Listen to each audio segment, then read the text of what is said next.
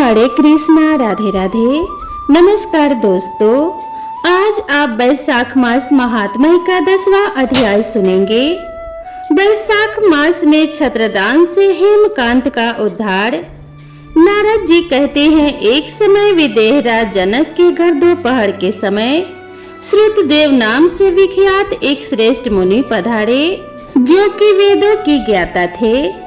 उन्हें देखकर राजा बड़े उल्लास के साथ उठकर खड़े हो गए और मधु पर्क आदि सामग्रियों से उनकी विधि पूर्वक पूजा करके राजा ने उनके चरण धोकर अपने मस्तक पर धारण किया। इस प्रकार स्वागत करने के पश्चात जब वे आसन पर विराजमान हुए, तब विदेहराज के प्रश्न के अनुसार वैशाख मास के महात्म्य का वर्णन करते हुए वे इस प्रकार बोले। श्रुतदेव ने कहा, राजन, जो लोग वैशाख मास में धूप से संतप्त होने वाले महात्मा पुरुषों के ऊपर छाता लगाते हैं, उन्हें अनंत पुण्य की प्राप्ति होती है। इस विषय में एक प्राचीन इतिहास का उदाहरण दिया करते हैं। पहले वंग देश में हेमकांत नाम से विख्यात एक राजा हुआ करते थे। वे कुश केतु के पुत्र, परम बुद्धिमान और शास्त्र धर्मियों में श्रेष्ठ थे। एक दिन वे शिकार खेलने में आसक्त होकर एक गहन वन में जा घुसे।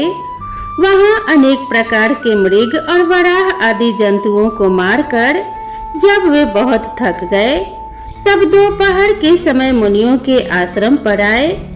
उस समय आश्रम पर उत्तम व्रत का पालन करने वाले शतर्ची नाम वाले ऋषि समाधि लगाए बैठे थे, जिन्हें बाहर के कार्यों का कुछ भी भान नहीं होता था। उन्हें निश्चल बैठे देख राजा को बड़ा क्रोध हुआ और उन्होंने उन महात्मा को मार डालने का निश्चय किया।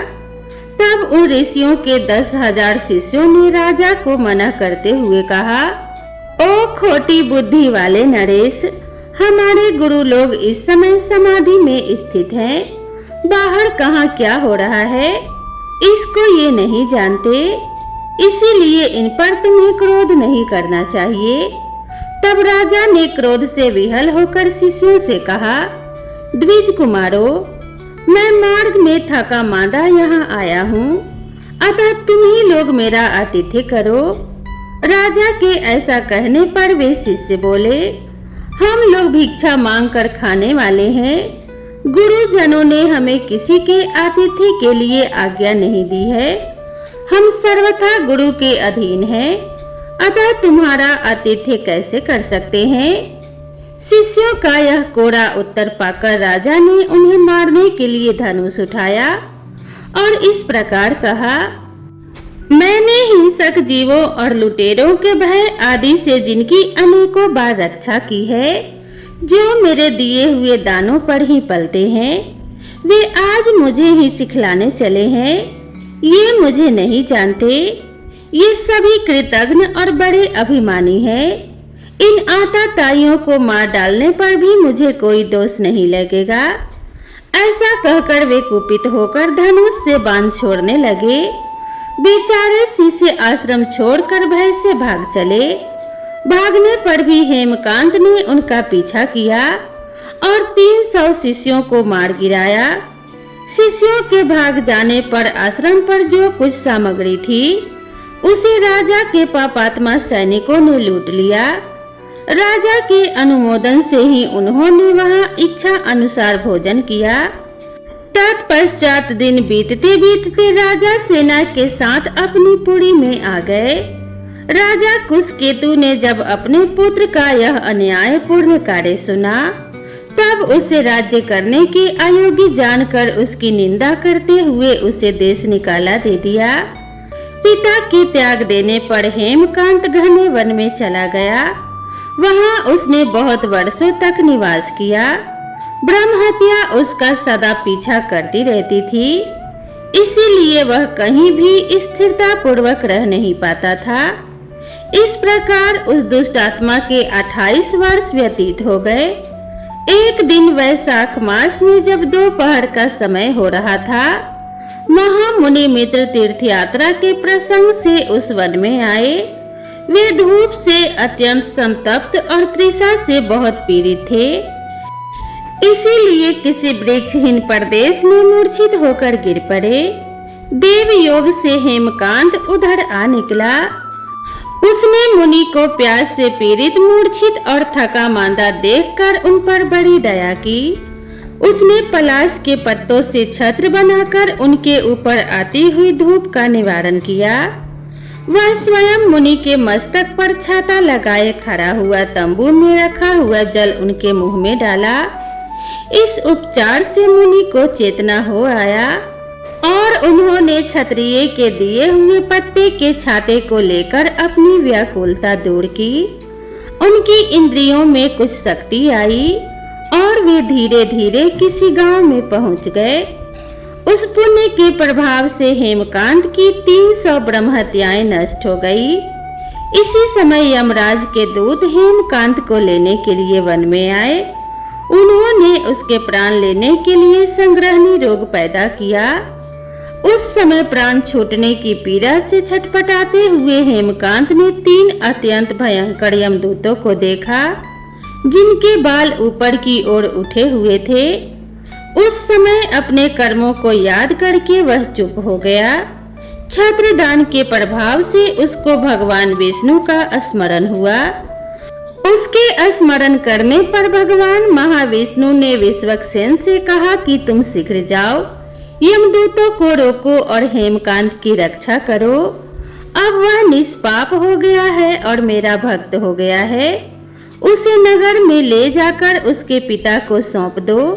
साथ ही मेरे कहने से कुशकेतु को यह समझाओ कि तुम्हारे पुत्र ने अपराधी होने पर भी वैशाख मास में छत्र दान करके एक मुनि की रक्षा की है, अतः वह ब्रह्म पाप रहित हो गया है।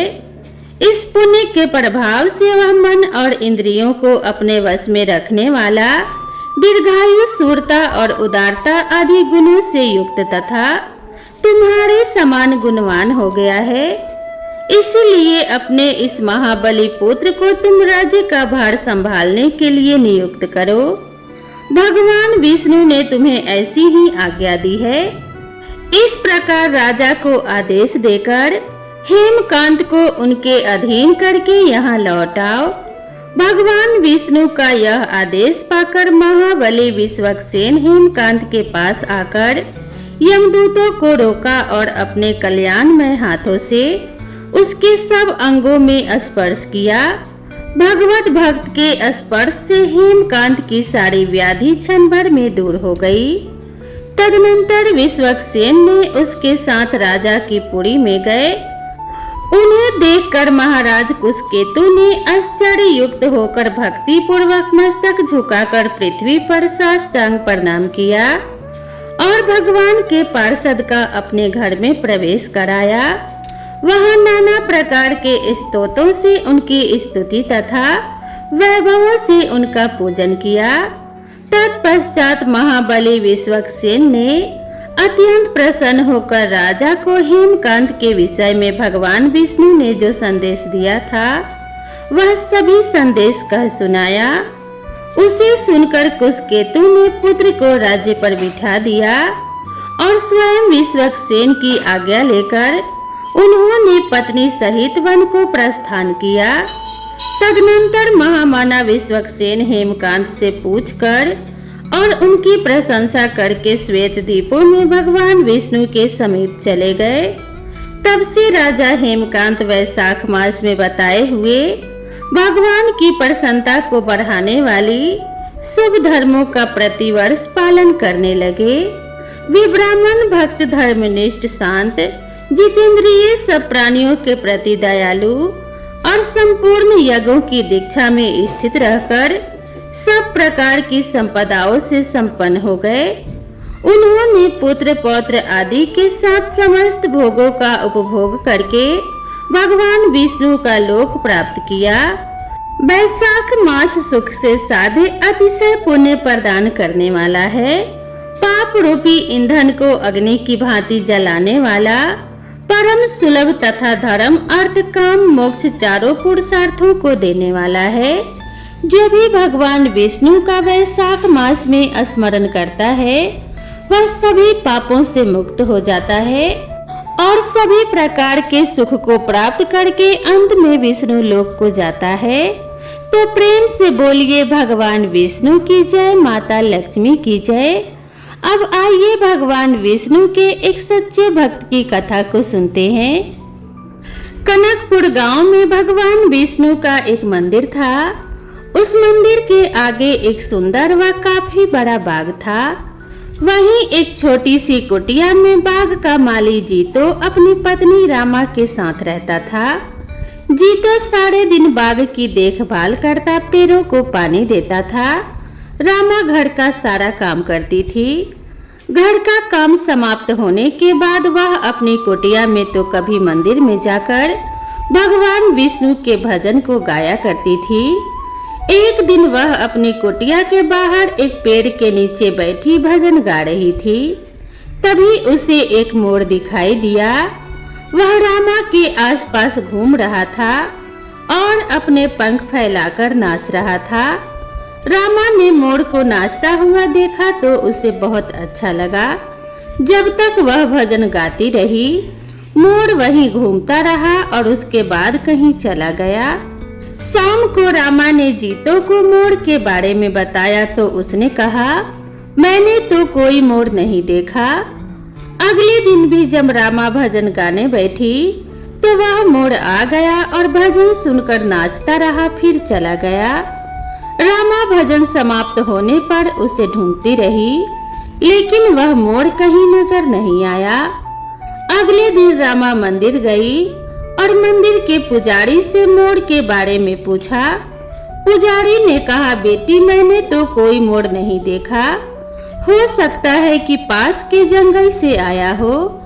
तब रामा ने कहा, लेकिन बाबा जब मैं भजन गाती हूँ वह तभी आता है और जैसे ही भजन पूरा हो जाता है वह चला जाता है, उसके बाद कहीं नजर नहीं आता। तब पुजारी बाबा ने कहा, बेटी वह कोई साधु या संत होगा जिसका जन्म मोर के रूप में हुआ है। जब भी वह भगवान श्री विष्णु के भजन को सुनता है तो झूमने लगता है। इसी तरह कुछ दिन बीत गए। वह मोर हर दिन भजन सुनने आने लगा था। एक दिन रामा ने जीतो से कहा, वह मोर हर दिन भजन सुनने आता है, मुझे कुछ समझ नहीं आ रहा। तब जीतो ने कहा, अरे बाग है, पक्षी हैं, उड़ते उड़ते आ जाते हैं, ऐसे ही मोर भी आ जाता होगा। तुझे लगता है कि वह तेरा भजन सुनने आता है, हो सकता है कि वह खाने की तलाश में आता हो। लेकिन जब अगले दिन वह मोर आया तो रामा ने बीच में ही भजन गाना बंद कर दिया और मोर के सामने जाकर बैठ गई। उसे देखकर मोर जाने लगा। तब रामा ने कहा कि हे पक्षी राज मयूर, तुम साधारण मयूर नहीं हो, मैं तुम्हारे बारे में जानना चाहती हूँ कि तुम कौन हो। यह सुनकर मोर रोने लगा।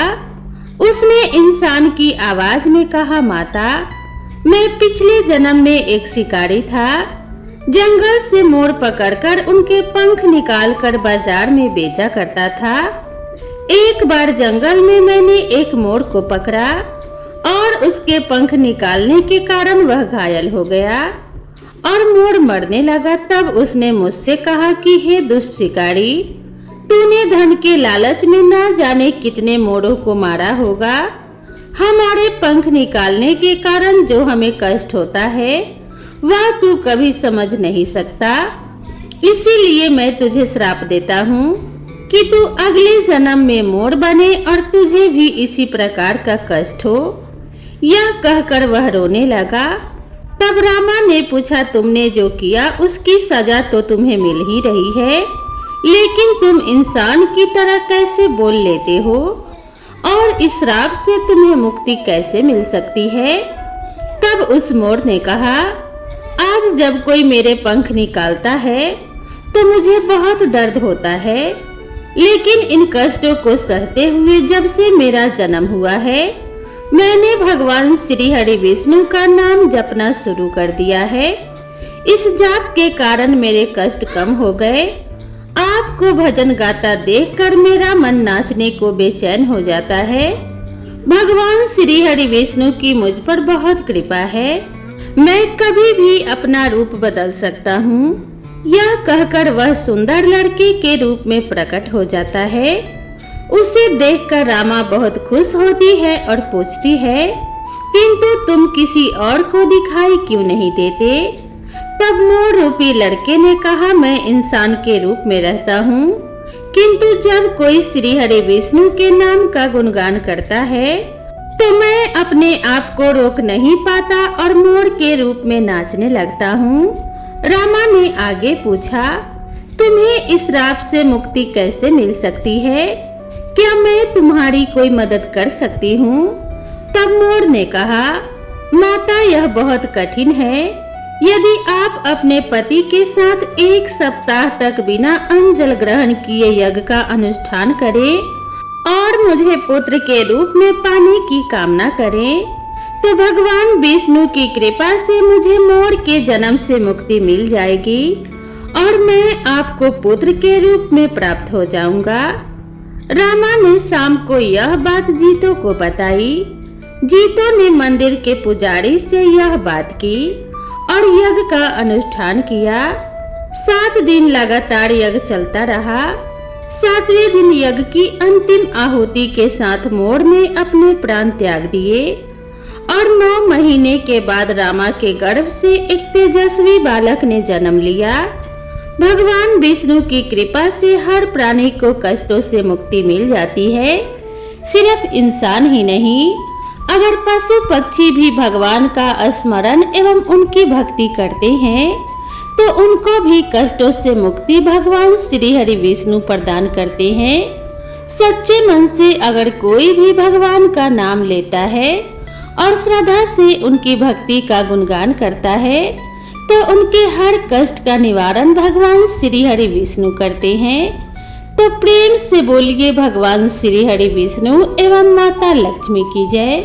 माता लक्ष्मी और भगवान विष्णु के कृपा से आपके सभी कष्टों का निवारण हो। आप सभी भक्तों के ऊपर भगवान श्री हरि विष्णु की कृपा सदा सर्वदा बनी रहे। आप सभी के सुख सौभाग्य में वृद्धि हो, इसी कामना के साथ आज के वीडियो को समाप्त करती हूँ। मिलते हैं इसी तरह की अगली कथा और अगली कहानी के साथ। तब तक के लिए राधे राधे।